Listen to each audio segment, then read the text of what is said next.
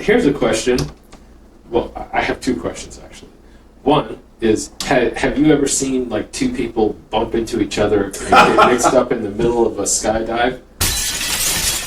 I've been involved in that. Oh my God! Okay, now that's a story. Well, no, I mean, if it's during free fall, that's cool. And like I was going down, there was a guy named Tom Hedges, Sergeant Hedges.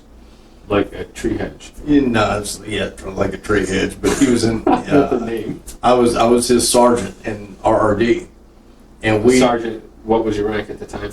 Master Sergeant. Staff or some first class. Sergeant first class. Okay. And we disappeared in the clouds together. And is this like a romantic rendezvous or something? Actually, no. We banged into each other and went, oh, it's like bang. How do you mean, like head butted or what? Like you just rammed into each other at about 180 miles an hour. So doesn't that like break shit? It breaks shit. Sometimes, other times it just causes you to go, oh fuck. I did another one. What's very disorienting. Yeah, I mean, I actually, back then, the science wasn't up to what we were doing, and we just did it. And it's the Ranger way. And lead the way. Also banged it to like another guy going through the clouds named Harvey Lee Moore. God bless him. What's with the triple names? Isn't that like every assassin has three names, like Lee Harvey Oswald? Don't tell me he was insane. Never mind. Now Harvey was in 1st Ranger Battalion. He was in Regimental Reconnaissance Detachment, and then I left to go to Australia. When I came back from Australia, Harvey was in 1st Ranger Battalion. He was a platoon sergeant waiting for 1st sergeant. So tell the audience and my subscribers how difficult being, you're such a badass and all. How quickly did you increase in your rank? Would you say comparatively speaking to other people? Okay, first of all, in the Ranger Regiment, you get promoted much faster if you stay in the regiment. So I went from. And they give you a choice? No. Of course. No choice. No. Not a lot of choice in the Ranger Battalion. I made 5 and 2. I made 6 and 5. I made 7 and 7, and I made 8 and 11. Oh, that's a lot of years. So, and just the way it goes. I mean, well, you did a lot better than I did. If I would have stopped hitting people, I probably would. I didn't stop hitting people. Well, damn. Well, that's a lot of increase then for me. But the Ranger Regiment is a completely different organization. You are based on your aggressive ability and your ability to determine when to become aggressive and when not to. And if you can't do that, then a lot of things happen to you. And normally it would be kicked out of the regiment. For example, if you got a DUI, you're gone. If you got into a bar fight, you're gone. Yeah, I mean, if you did anything to bring any kind of disgrace on the 75th Ranger Regiment, you're gone.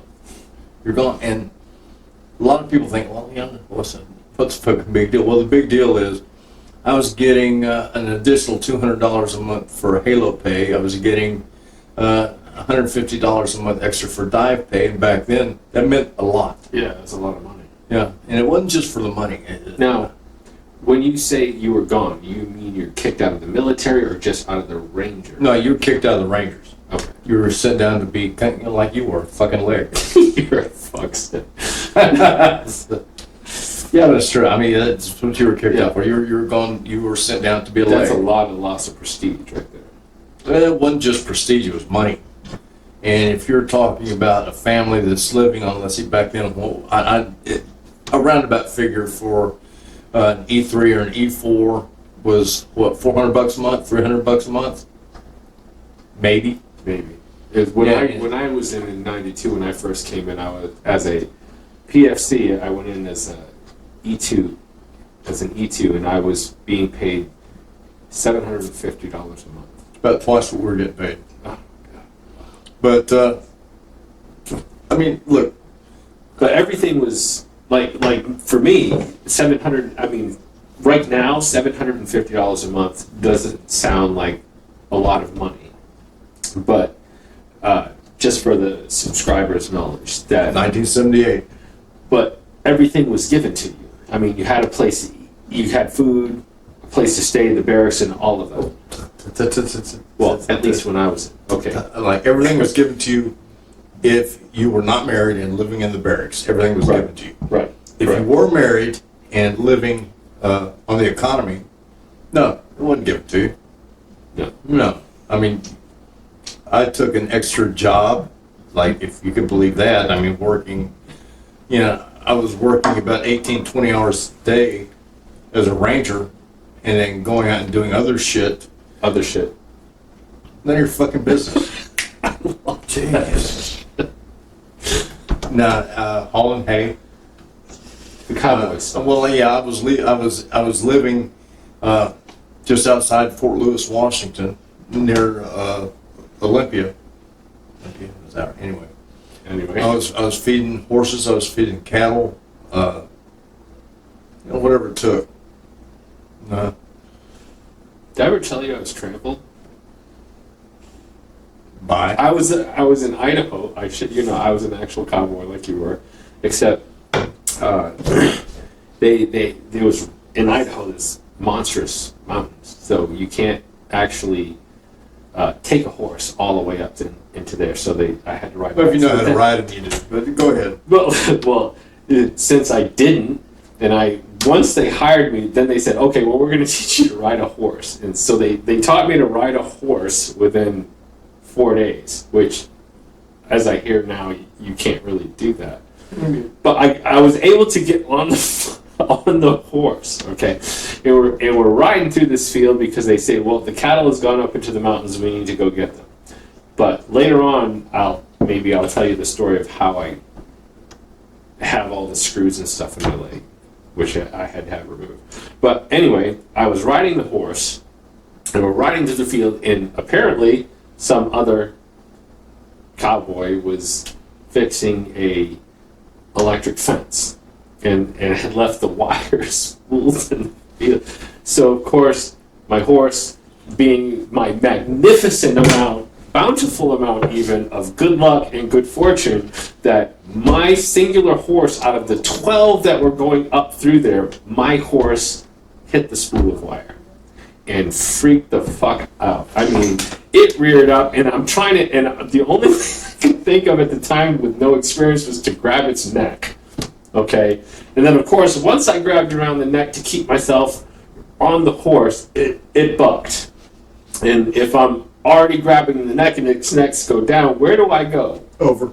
I go over and landed flat on my back and knocked every amount of oxygen out of me that I had. And then, of course, the horse is now just going, oh, look, there's something on the ground. So I got stomped like 3 or 4 times, and that was a magnificent day for me. Yeah, you got caught in that stampede? That was in the stampede. That was one horse. If I was in the stampede, I probably would be dead because that hurt bad enough. Like I said, I was the Ranger exchange to the Australian Infantry Center in Kangaroos. Singleton, New South Wales.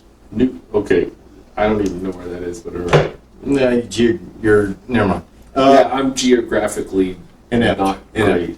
Anyway, there was a sergeant's mess. The Singleton was a very small post, but that's where we were. Like how many soldiers? I have no idea how many soldiers they had. Basic and our figure for advanced infantry training, and That's a lot. And for sergeants training.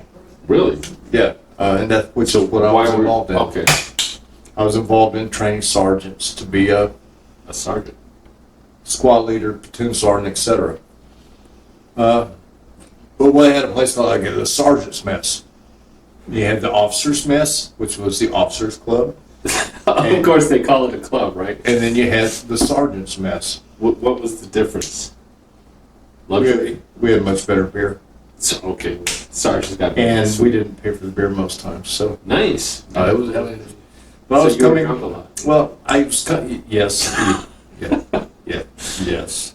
I was Yes. coming back from the sergeant's mess one night, and in Australia, riding a bicycle to and from a lot of places is common. Like, And he doesn't mean a motorcycle. no, I mean that's why I said that's why A fucking pedal bike. that's why I fucking said bicycle.